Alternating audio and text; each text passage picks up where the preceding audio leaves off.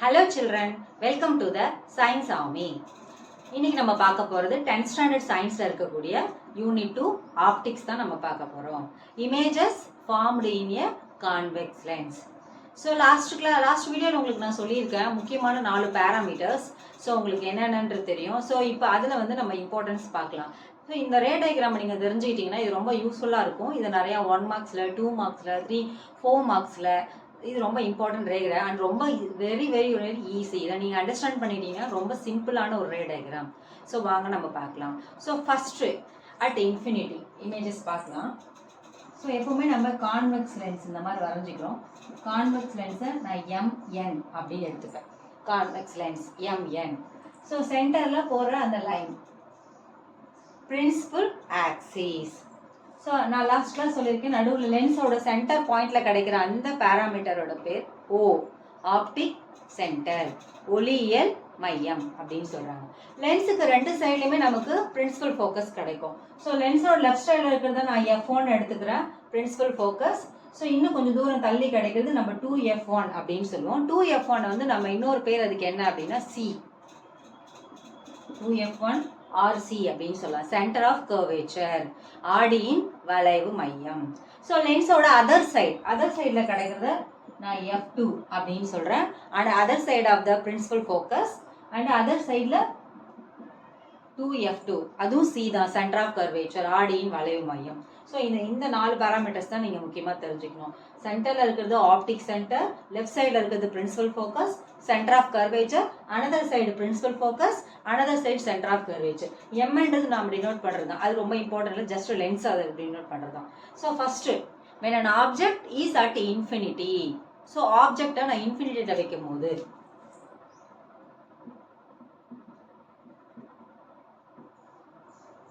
So object இன்ஃபினிட்டியில் வச்சிருக்கேன். இப்போ light race வந்து இந்த கான்வெக்ஸ் லென்ஸ்ல வந்து விழுது.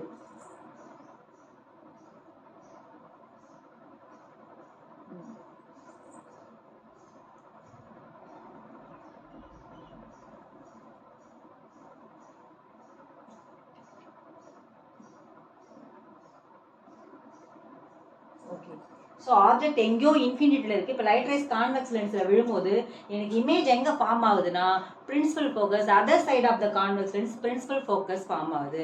இங்கே ரியல் இமேஜ் தான் கிடைக்கும். இமேஜோட சைஸ் பார்த்தீங்கன்னா ஆப்ஜெக்டோட சைஸை விட ரொம்ப ஸ்மாலராக இருக்கும். The size of the image is much smaller than that of the object அப்படின்னு சொல்கிறாங்க. ஸோ இதே நம்ம தமிழில் பார்க்கும்போது பொருளானது ஈரில்லா தொலைவில் வைக்கப்படும் பொழுது குவியாடியில் பட்டு முதன்மை குவியத்தில் பிம்பமானது தெரிகிறது. இந்த பிம்பம் மெய்பிம்பமாக இருக்கும், பொருளின் அளவை விட மிக சிறியதாக தெரியும். ஸோ இது வந்து ஆப்ஜெக்ட் அட் இன்ஃபினிட்டி. இது first case. Second case, when an object is placed behind C அப்படின்னா சிக்கு பின்னாடி வைக்கிறாங்க. இப்போ ஆப்ஜெக்டை சிக்கு பின்னாடி அப்படின்னு பார்க்கும்போது சென்டர் ஆஃப் கர்வேச்சருக்கு பின்னாடி, அதாவது ஆடியின் வளைவு மையத்துக்கு பின்னாடி ஆப்ஜெக்டை வைக்கும் போது இமேஜ் நமக்கு எங்க கிடைக்கும் அப்படின்னு பார்க்கலாம். ஸோ ஆஸ் யூஷுவல்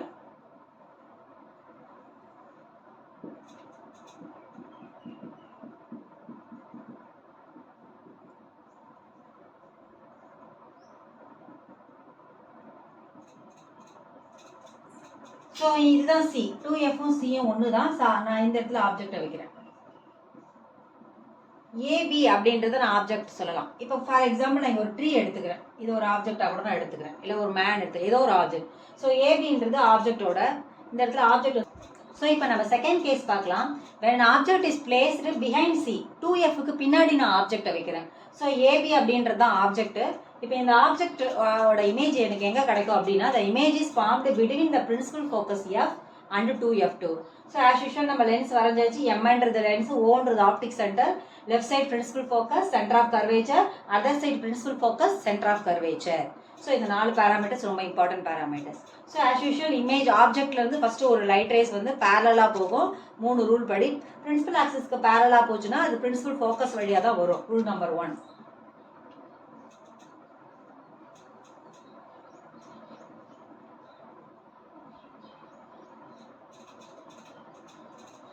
இன்னொன்று வந்து ஓ வழியா போற அந்த லைட் ரைடர் கண்டினியூஸா அதே பாத்துல தான் போகும்.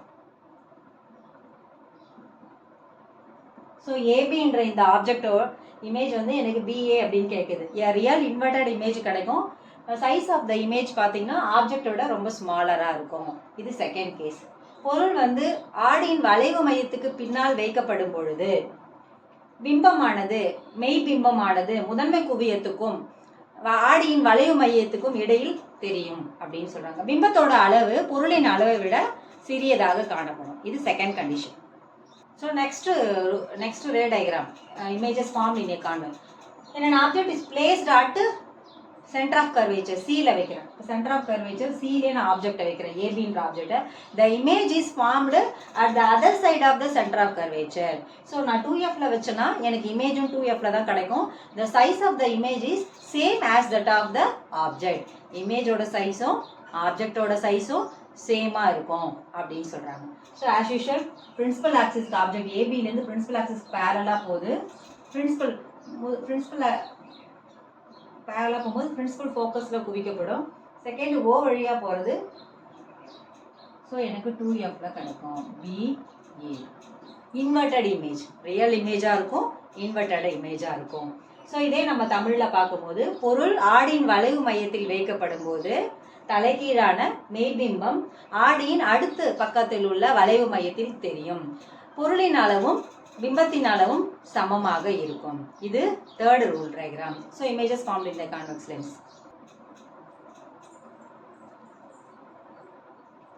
So இப்போ fourth ray diagram. So when an object is placed between principal focus and center of curvature, முதன்மை குவியத்திற்கும் சென்டர் ஆஃப் கர்வேச்சருக்கும் இடையில நான் ஆப்ஜெக்ட் வைக்கும் போது the image is formed behind the center of curvature of the other side. Image எனக்கு 2Fக்கு அப்பால கிடைக்கும் அப்படின்னு. இப்போ fourth ray diagram பார்க்கலாம். When an object is placed between principal axis, principal focus Fக்கும் center of curvatureக்கும் இடையில in between நம்ம வைக்கிறோம். When an object is placed between the principal focus F and center of curvature 2F1, so object நான் இங்க வைக்கிறேன் AB. So first வந்து principal axisக்கு parallel போகும், F வழியா போகும், அடுத்து O வழியா போகும். நீங்க எப்பவுமே வந்து ரே டயக்ராம் கிடைக்கிற இடத்துல எங்க இடத்துல உங்களுக்கு கிடைக்குதோ அந்த இடத்துல நீங்க போட்டுக்கோங்க. BA முன்னாடி இருக்கிற பாயிண்ட் 2F2 மாத்திக்கலாம். இதுக்காக நீங்க ரே டயக்ராம் லைட்டா ரே டயக்ராம் அட்ஜஸ்ட் பண்ணலாம். Ray diagram as it is கிடைக்கிற பாயிண்ட்ல BAன்னு போட்டுக்கோங்க. முன்னாடி அந்த 2F1 நீங்க போட்டுக்கலாம். நம்ம அட்ஜஸ்ட் பண்றதுதான் நம்மளோட அந்த கான்செப்ட் உங்களுக்கு புரிஞ்சுச்சுன்னா நீங்களாவே ரே டயக்ராம் அண்டர்ஸ்டாண்ட் பண்ணதுக்கு அப்புறம் அந்த பாராமீட்டர்ஸை நீங்க மார்க் பண்ணலாம். ஸோ BA என்ற இமேஜ் எனக்கு கிடைக்குது. Size of the image is much larger than this object. Object ஓட சைஸை விட லார்ஜரா இருக்கும். When an object is placed between the principal focus F and center of curvature, the image is formed behind the other side of the center of curvature. It's a real image, inverted image. The size of the image is larger than that of the object. So இதை நம்ம தமிழில் பார்க்கும்போது பொருளானது முதன்மை குவியத்திற்கும் ஆடியின் வளைவு மையத்திற்கும் இடையில் வைக்கப்படும் போது தலைகீழான மெய்பிம்பம் ஆடியின் அடுத்த வளைவு மையத்திற்கு அப்பால் கிடைக்கும். மெய்பிம்பத்தின் அளவு பொருளின் அளவை விட பெரியதாக இருக்கும். இது ஃபோர்த் கண்டிஷன். கண்டிஷனா பார்க்கலாம். ஸோ இப்போ ஆப்ஜெக்ட் இஸ் அட் F. இப்போ an object is placed at the principal focus. So as usual lens வரைஞ்சிக்கிறீங்க. பிரின்சிபல் ஆக்சிஸ் போட்டாச்சு. நடுவில் இருக்கிறது O optic centre. So F1 2F1 அப்படி இல்லைன்னா இதை நம்ம C அப்படின்னு சொல்லலாம். Another side F2 2F2 lens வந்து MN. இப்போ ஆப்ஜெக்ட் வந்து நம்ம எங்கே வைக்கிறோம்? இந்த இடத்துல வச்சுருக்கோம். Principal focus AB. ஸோ ABன்றது object. So when an object is placed at the principal focus, a real inverted image is formed at infinity.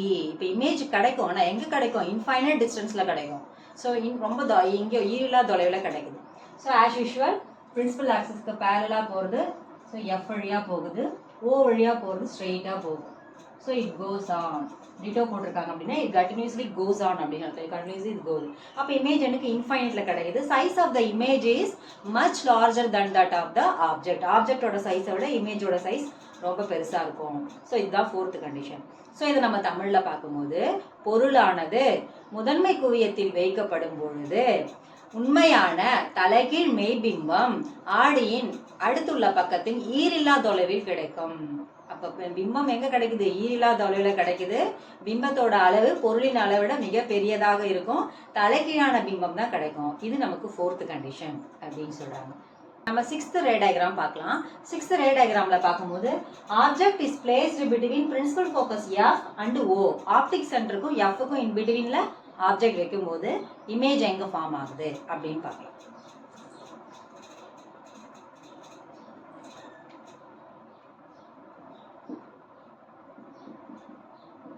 F1 இது F2, இது அடுத்த சைடோட F2, இது ஃபர்ஸ்ட் சைடோட F1. MN அப்படின்றது லென்ஸ். இதெல்லாம் நீங்க மார்க். இது எல்லா டயக்ராமுக்கும் ரொம்ப காமன். ஸோ ஆப்ஜெக்ட் இப்போ நான் எங்க வைக்கிறேன்? Object is placed between F and O. Fக்கும் ஓக்குனோட ரொம்ப கிட்ட வச்சிருக்கேன், லென்ஸோட கிட்ட வச்சிருக்கேன். So A B. ஸோ லென்ஸோட கிட்ட நான் ஆப்ஜெக்டை வைக்கும் போது ஃபர்ஸ்ட் ரே டயக்ராம் எப்படி போகும்? பிரின்சிபல் ஆக்சிஸ்க்கு பேரலா போகும். பிரின்சிபல் ஆக்சிஸ்க்கு பேரலா போகும்போது ரூல் படி நமக்கு பிரின்சிபல் ஃபோக்கஸ் வழியா தான் போகும். இப்போ நம்ம லென்ஸுக்கு ரொம்ப க்ளோஸரா வைக்கிறதுனால இது ஃபர்ஸ்ட் பிரின்சிபல் ஃபோக்கஸ் வழியா போகாது, செகண்ட் பிரின்சிபல் ஃபோக்கஸ் வழியா தான் போகும். செகண்ட் பிரின்சிபல் ஃபோக்கஸ்னா சென்டர் ஆஃப் கர்வேச்சர் தான். ஸோ இதை நம்ம கொஞ்சம் தள்ளி முன்னாடி போட்டுக்கலாம். இது மட்டும் மற்ற எல்லா ரே டயக்ராம்லயும் பிரின்சிபல் ஆக்சிஸ்க்கு பேரலா போறது F வழியா தான் ரே டயக்ராம் போகும். இந்த லாஸ்ட் கண்டிஷன்ல மட்டும் பிரின்சிபல் ஆக்சிஸ்க்கு பேரலா போறது நெக்ஸ்ட் பிரின்சிபல் ஃபோக்கஸ் 2F வழியா போகுது. ஸோ அடுத்த ரே டயக்ராம் O வழியா போகுது. ஓகே. ஸோ இப்போ இதை அப்படியே நீங்க கனெக்ட் பண்ணீங்க அப்படின்னா மற்ற ரே டயக்ராமுக்கு எல்லாமே ரியல் இமேஜ். ஆனா இங்க நமக்கு கிடைக்க போறது விர்ச்சுவல் இமேஜ்.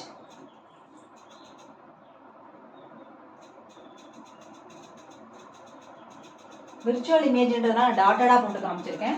ஸோ எனக்கு இந்த இடத்துல கிடைக்கும் A B. மற்ற எல்லா இடத்துலையும் நமக்கு BA அப்படின்னு இன்வெர்டட் இமேஜ் கிடைச்சிருக்கு. ஆனால் இங்கே பார்த்தீங்கன்னா AB தான் கிடைச்சிருக்கு. அப்போ இங்கே நமக்கு விர்ச்சுவல் இமேஜாக இருக்கும், எரெக்ட் இமேஜாக இருக்கும், இது நேரான பிம்பமாக இருக்கும் அப்படின்னு சொல்கிறாங்க. when an object is placed between the principal focus F and optic center O, a virtual image is formed at the same side of the convex lens. The size of the image is larger than that of the object. So பொருளானது முதன்மை குவியத்திற்கும் ஆடியின் ஒளியியல் மையத்திற்கும் இடையில் வைக்கப்படும் பொழுது நேரான மாய பிம்பம் ஆடியின் அதே பக்கத்தில் கிடைக்கிறது. பொருளின் அளவை விட பிம்பத்தின் அளவு பெரியதாக காணப்படும். ஸோ இதான் குழந்தைங்களா, இந்த ஆறு ரே டயக்ராம் நீங்கள் தெரிஞ்சுன்னா கன்ஃபார்மாக நீங்கள் ஒரு 1 மார்க் அடிச்சிடலாம். 2 மார்க்கில் கேட்பாங்க, ரே டயக்ராம் கொடுத்துட்டு அதை கரெக்ட் பண்ண சொல்லி கேட்பாங்க. 4 மார்க்ஸ்லேயும் உங்களுக்கு கேட்பாங்க ஆப்ஜெக்ட் வந்து ஓக்கும் எஃப்க்கும் வைக்கும்போது எப்படி இருக்கும் அப்படின்றது. எல்லா ரே டயக்ராமுமே காமனாக நீங்கள் பார்க்க வேண்டியது MN O, லெஃப்ட் சைடில் F1 2F1, ரைட் சைடில் F2 2F2. இந்த 2F1 centre of curvature, other சைடில் 2F2 சென்டர் ஆஃப் கர்வேச்சர். இது காமன். ஸோ இதை நீங்கள் தெரிஞ்சீங்கன்னா நீங்கள் நல்லா வரையலாம். Keep rocking childrens. நல்லா பண்ணுங்க இந்த ரே டயக்ராம். Thank you children's.